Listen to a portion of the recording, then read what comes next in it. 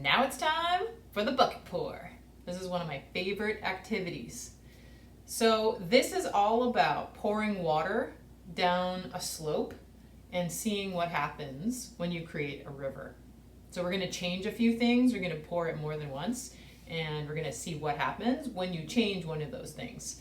And those changes, those things I'm talking about, are called variables.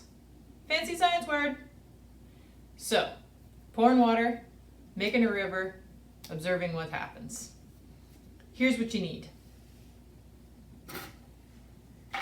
At least one bucket, preferably 2 buckets. And if you don't have a bucket around, anything that holds water will work. So if you have a pot or a bowl or a plastic container of some sort, and even a plastic bag will work in a pinch, although it can get a little messy. So whatever you have around the house that can hold water, and at least 2 of them is going to work the best. You're also going to need your handy dandy notebook and something to write with. And as always, never forget your brain. On this first pour, you're going to need one of those buckets filled up with water, and then head outside and find your slope.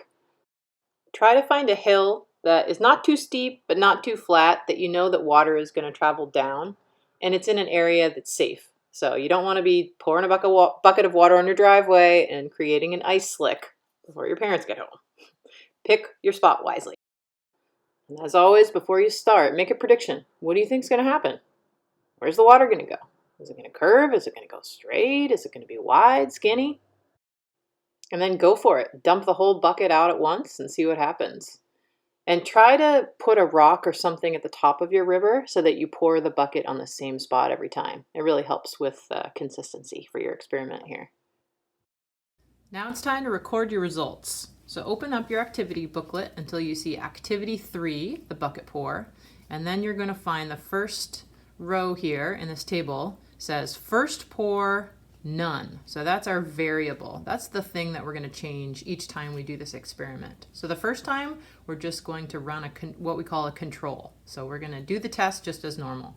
So go ahead and record your observations. Think about things like, did it carry rocks and sand and debris? Did it take a turn in some strange way? Did it go farther or not as far as you thought in your prediction? Go ahead and write a few ideas that you have. What did you notice? Now we're going to up the game a little bit. This one requires at least 2 buckets, and if you have any more buckets and more people than that, feel free to get as many as 5. Fill your buckets up with water, go back to that same slope, and remember to pour it on the same spot or the rock that you put at the top of your river to make sure that it travels in a similar path. And make another prediction. Do you think that the water is going to travel in exactly the same way as it did in your first round? What'll be different? It's time to record results again. So this pour, you had an increased volume. You had more water traveling down that same slope. So what did you notice this time? Record your results in that second box. For pour 3, you're going to find a different substrate. So what that means is a different type of ground to pour your water down.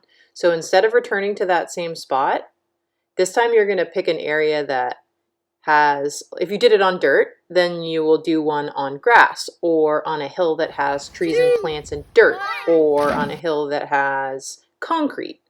Pick a different surface. So go ahead and write down a few things that you noticed. And one thing that I would encourage you to do is compare them to your other pours. This one's going to require a little bit more thought. First thing that you're going to do is you're going to build a house on the banks of the original river where you did your first 2 bucket pours. So that house can be made of rocks, sticks, leaves, anything that you can find around that you think would make a good house. Next, you need to think about how are you going to protect your house against erosion when we have a flood. So we're going to do another one of those flood pours where we have 2 or 3 different buckets of water that you pour down.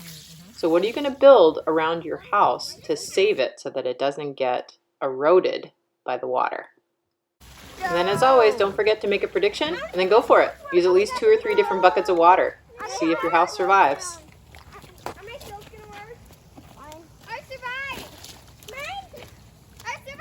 So you're going to record your results from this pour. What happened? Where did the water go? What did it do? How was it different from all of these other pours that you have done? Once you get your observations in here, then you can move on to this page here, which is asking for you to draw your river and your house, and also what you designed to keep the town safe from flood erosion.